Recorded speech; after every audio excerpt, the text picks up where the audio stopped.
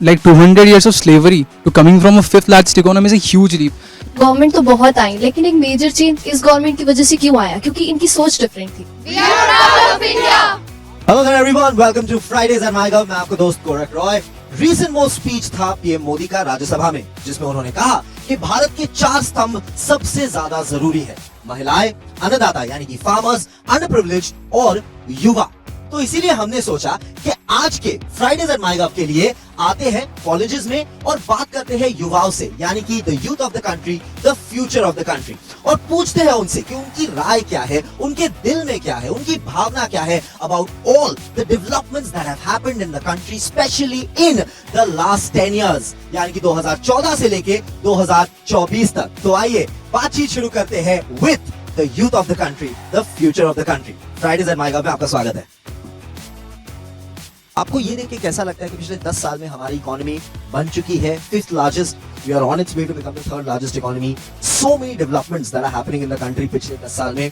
ये देख के एज अ यंग भारतीय कैसा लगता है? बहुत प्राउड फील होता है, क्योंकि पहले वर्ल्ड में इतना कोई पूछता नहीं था। आज इससे आज हो रहा है कि वर्ल्ड में लीडर्स हमारे लीडर को अप्रिशिएट कर रहे हैं, तो इनके पास जा रहे हैं और हमारे पास लोग आ रहे हैं, मतलब फॉरेन टूरिज्म बढ़ रहा है हमारा, ये सब हो रहा है। हमारे लोग पहले स्पोर्ट्स इतना था, स्पोर्ट्स का डेवलपमेंट हो रहा है, तो बहुत सारे डेवलपमेंट हो रहे हैं हमारे कंट्री में। Starting from like 200 years of slavery to coming from a fifth largest economy is a huge leap.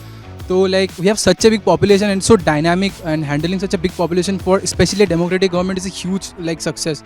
So I'm like as a young Indian, I'm really proud of that, and I think my coming generations will also understand the value of like progress and development in many sectors. So I think this is a great thing. श्रेय जाना चाहिए obviously government को, because they are providing so many schemes and opportunities for young students and the women and everyone. Recent most budget session में announce किया गया है 1 लाख करोड़ का एक कॉर्पस फॉर यंग एंटरप्रेन्योर्स जो टेक में काम करते हैं, इनोवेशन में काम करते हैं। वो जो लोन लेंगे उस पे 50 साल तक there is 0 to very minimal interest rate. How much do you think this is going to help and boost the tech world and young entrepreneurs?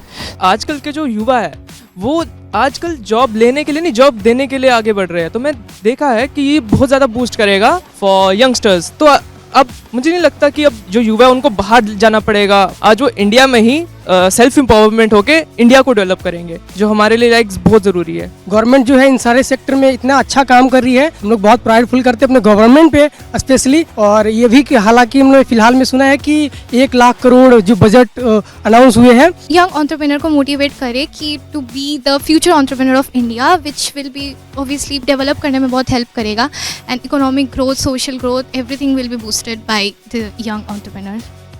Like a lot of political decisions are being taking place recently, but I think this is most important one because it's impacting our generation in a very huge way. So I think tech entrepreneurs are going to be very motivated, and they are going to be like pursuing a lot of startups and stuff. So as a result, our economy is going to get a huge boost. So I think this is like helping in a both way direction. Our government is also getting a huge boost in economy, and motivation is going through our like current generation, and not being from a tech like background, I can say that it's going to help our other entrepreneurs in other sectors also.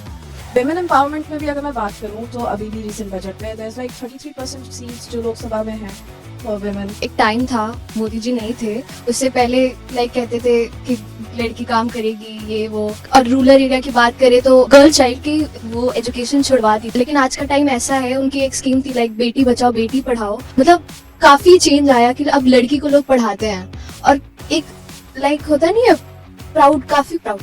Beti Bachao Beti Padhao का posters लगाता। अब real life में मैं देख रही हूँ under privilege में बच्चे पढ़ रहे हैं, बच्चे स्कूल जा रहे हैं, सो ये तो वेरी बिग थिंग। जैसे कि हम हमेशा से सुनते हैं कि अगर एक आदमी पढ़ता है तो वो खुद पढ़ता है, पर अगर एक औरत पढ़ती है तो उसका पूरा परिवार पढ़ जाता है। तो ये सब आजकल हम लोग बहुत बहुत ज्यादा देख पा रहे हैं, और जो एंटरप्रेन्योर्स हैं, हमारे वुमेन एंटरप्रेन्योर्स हैं, उन सबसे बहुत मोटिवेशन मिलती है। जो साइंटिस्ट हैं उनसे भी बहुत मोटिवेशन मिलती है। सिर्फ हम लोग को तो चलो फिर भी रिसोर्सेज हैं, अब रूरल एरियाज की बात करें तो रूरल एरियाज में सारी चीजें जैसे इंटरनेट पहुंच रहा है, उसका बहुत बहुत ज्यादा हमें सिग्निफिकेंस है, बहुत हेल्पफुल है हमारे लिए भी और उनके लिए भी। In rural areas there are many like schools बन रहे हैं, बिल्डिंग्स बन रहे हैं, हॉस्पिटल्स बन रहे हैं, वहाँ पे बहुत ज्यादा अपॉर्चुनिटीज क्रिएट हो रहा है, और वुमेन एम्पावरमेंट इससे भी ज्यादा इंक्रीज होता है। मैं एक्चुअली खुद मैं गाँव से बिलोंग करती हूँ, हम लोग पहले शिफ्ट हो गए थे, पर वहाँ पे जब मैं अपने कजिन्स को या फिर एक्सटेंडेड फैमिली वाले कजिन्स को देखती हूँ तो बहुत अच्छा लगता है कि वो लोग हमसे भी ज्यादा एक्सेल कर रहे हैं। and that is a very good thing, I guess. बहुत ज़्यादा अपॉर्चुनिटीज़ मिल रही है हमारी गवर्नमेंट की वजह से। गवर्नमेंट तो बहुत आई, लेकिन एक मेजर चेंज इस गवर्नमेंट की वजह से क्यों आया? क्योंकि इनकी सोच डिफरेंट थी, उनका पर्सपेक्टिव अलग था वुमेन की तरफ, मतलब एक बराबरी मिलनी चाहिए लड़का और लड़की को। I have an amazing feeling about this, about the growth that we've had, and because I belong from a second and third tier group or a city, it's amazing. It's such a good feeling that we have a lot of things in the reach of our hands in the same city where I'm from, and it's so amazing. We don't, I don't have to think कि यार दिल्ली जाना पड़ेगा इस काम के लिए या मुंबई जाना पड़ेगा इस काम के लिए. If I have to travel internationally, I don't have to think कि यार दिल्ली जाना पड़ेगा, IGI जाना पड़ेगा. Now we have an airport right here in Jewar. Economy इतना आगे जा रहा है तो सीधा फर्स्ट पे आ रहा है, एंड इट्स लाइक कि पहले बाहर सोचना पड़ता अब अब्रॉड जाएंगे पढ़ने, एंड आई थिंक अब सब टेक्नोलॉजी बड़ी से बड़ी चीजें इंडिया में है. पहले ऐसा होता था कि अगर आप कहीं बाहर जा रहे हो या you're studying abroad, तो ऐसा लगता था कि Indians and all, मतलब थोड़ा ऐसे you feel shy, but अब it's like really proud moment कि जब आप बोलते हो कि हाँ इसरो था, Chandrayaan, that I just feel really proud. One word to describe PM Modi. The change maker of India. जिया हो भारत के लाला, जिया 1000 साल। He's an artist. I feel he's the alpha male of India. Excellent, mindful leader. PM Modi is a backbone for a developing India.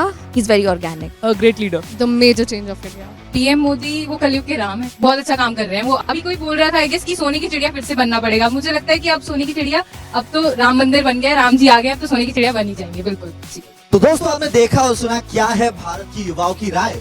उन्हें बेहद गर्व है women empowerment को लेकर. उन्हें बेहद ज्यादा गर्व है कि भारत राइट नाउ पूरे दुनिया की 5वीं सबसे सफल, सबसे ताकतवर इकोनॉमी है. लेकिन सिर्फ इतना ही नहीं, उन्हें इस बात का पूरी तरह यकीन भी है कि भारत बहुत जल्द 3री सबसे सफल इकोनॉमी तो बनेगी, जैसे मोदी जी ने कहा है. आज का Fridays and my gov episode आपको कैसा लगा कमेंट्स में लिखकर हमें जरूर बताइए. एंड ऑफ कोर्स इसी तरह के और वीडियोस के लिए directly from the people to the people देखते रहिए माय गव. मैं आपके दोस्त कोरक रॉय बहुत जल्द अगले वीडियो पे मिलूंगा.